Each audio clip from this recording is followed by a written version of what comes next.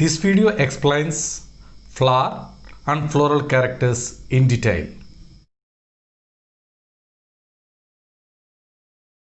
Flower is a modified and condensed shoot useful for reproduction. Modified leaves are present on this definitely growing shoot. In angiospermic flower, the stalk part is present. That stalk part of the flower is called pedicel. When pedicel is present, that flower is called pedicellate flower. When the pedicel is absent, that flower is called sessile flower. The apical part of the pedicel is called thalamus. On this thalamus, nodes and internodes are condensed. At each node, modified leaves are present. These are all called floral leaves. They are arranged in whorls at the nodes. In a typical flower, there are four sets of floral leaves: calyx, corolla, androecium, and gynoecium. Look at there at the first node, the leaves are modified into calyx. In the second node, the leaves are modified into floral leaves called corolla. In the third node, the leaves are modified into floral leaves called androecium. In the fourth node, the leaves are modified into gynoecium. One by one we are going to discuss. The first whorl of the flower is called calyx. The unit of the calyx is called sepal.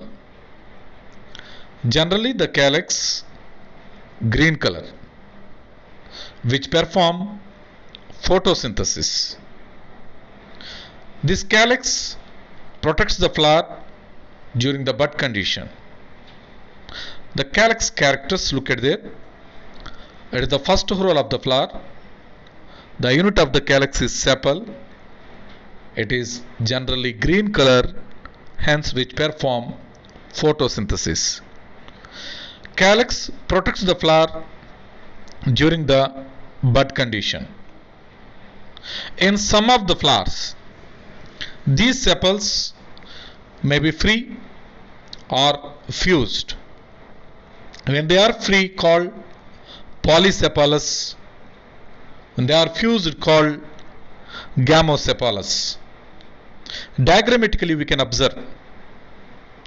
So in the diagram, these are the sepals. One sepal is not contacted with another sepal, called polysepalous. That is seen in Annona. Whereas in some of the flowers, one sepal is contacted with another sepal. When one sepal is contacted with another sepal called gamosepalous. Example, hibiscus. Especially in hibiscus, gamosepalous polypetalous condition is present. The second whorl of the flower is corolla. It is innermost non-essential whorl. In neat point of view, this point is very important. It is innermost non-essential whorl. It is the second whorl of the flower. Corolla multicolored, so which attract insects. So corolla indirectly helpful for pollination. Each unit of corolla is called petal. The characters, it is the second whorl of the flower. Corolla multicolored, which attracts insects. Like secals, petals also may be free or fused. When the sepals are free, called polypetalous. When the petals are fused, gamopetalous. Polypetalous, example hibiscus. So that the petals are free. In this hibiscus, petals are free, sepals are fused. Whereas in Datura, petals are fused called gamopetalae. Malvaceae fabaceae are polypetalous family members, whereas Astraceae solanaceae gamopetalae family members. On thalamus, the third whorl of the flower is androecium. It is the male reproductive organ.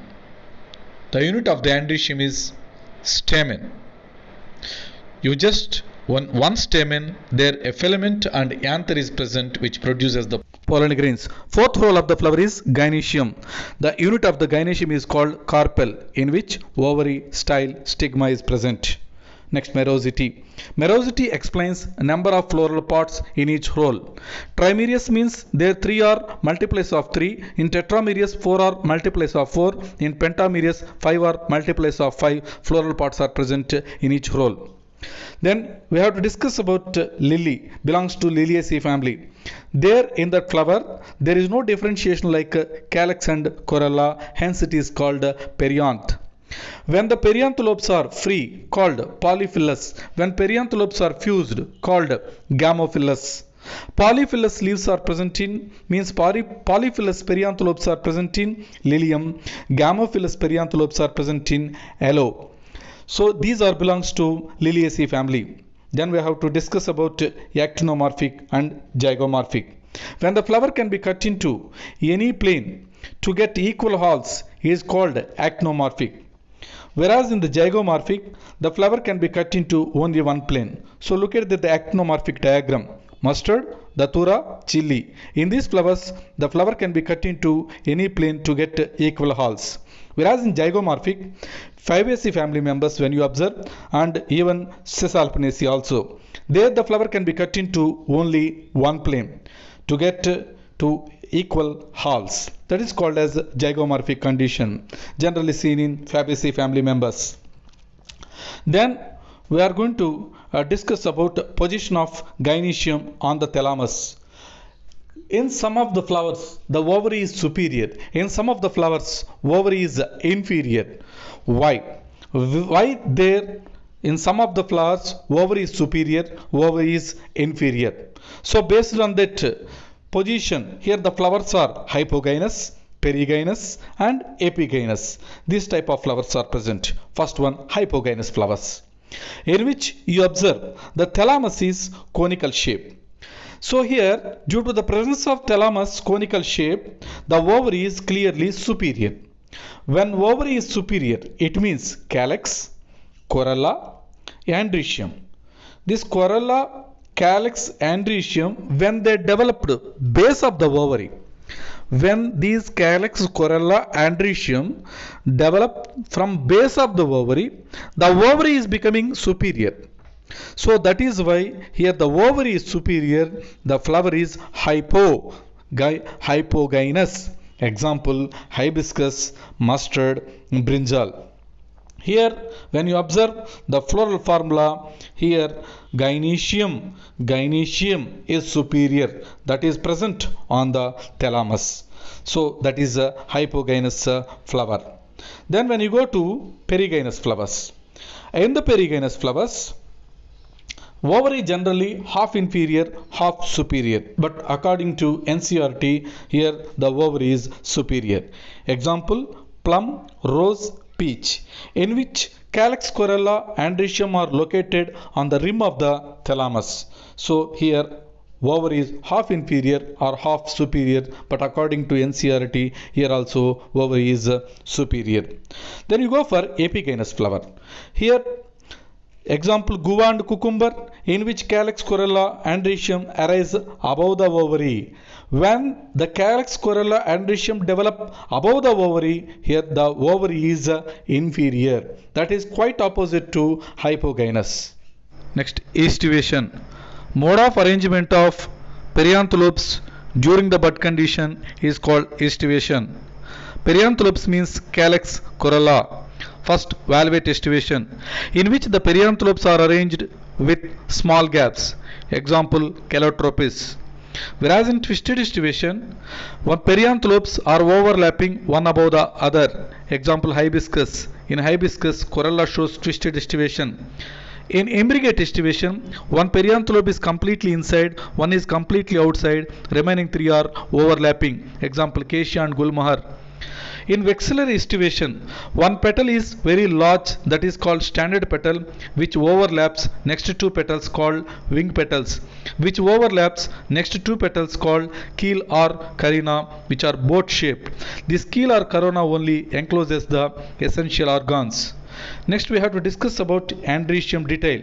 The male reproductive organ is called androecium. The unit of the androecium is stamen. Then the stalk part is called filament. Apical sac-like structure is called anther. That anther generally dithecous, bilobed, which contain 4 pollen sacs. Whereas in hibiscus, monothecous, 2 pollen sacs are present. Now union of stamens. When the stamens are fused with other floral parts, then that is called addition. In some flowers, the stamens fused with the tepals. When they fused with the tepals, that is called epiphyllus. Whereas in some of the flowers, like brinjal, when you take, the stamens are fused with the petals, called epipetalous. Example brinjal. Whereas cohesion, it is the fusion among the stamens of a flower is called cohesion. In hibiscus, there all the filaments are fused to form one bundle called monodolphus. Whereas in pea, 10 stamens are present, 9 are fused to form one bundle, remaining one is free, called diadolphus. In citrus, many filaments are fused and many bundles are formed, called polyadolphus. Example citrus. Then gynoecium. Unit of the gynoecium is carpel. The carpel consists of basal swollen part called ovary, middle elongated part is called style, apical pollen grain receiving part is called stigma. So ovary, style, stigma is the part of carpel. Then on thalamus, when carpels are free, all carpels are free on thalamus, then the condition is called apocarpus. Example lotus and rose. Whereas in some flowers, the carpels are fused and appear like single ovary, style and stigma, called syncarpus.